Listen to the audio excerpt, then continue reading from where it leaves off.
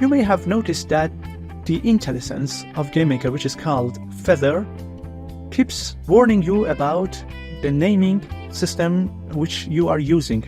For example, it draws some ugly lines under the names of your assets or functions or variables, and when you hold your mouse on the names, you can see that it shows some kind of suggestion or warning that you have to follow. However, this is not a strict rule, and you can use your style to name the assets or variables or functions of your game.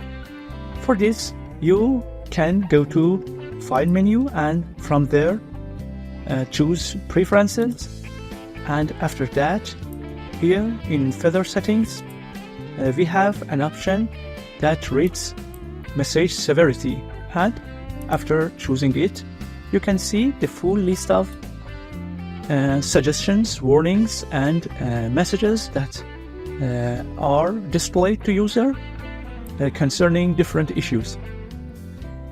If you pay close attention, you can see that every message has a unique codename and a list of options or actions that you can choose to happen. So if we go back to our script and hold the mouse on one of the warnings, you can see that it reads GM 2017 inconsistent naming.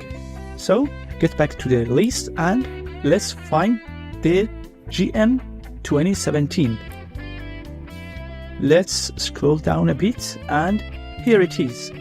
As you can see, GM 2017 inconsistent naming, and here we have the default option of suggestion. So let's change it to ignore, hit apply, and then OK.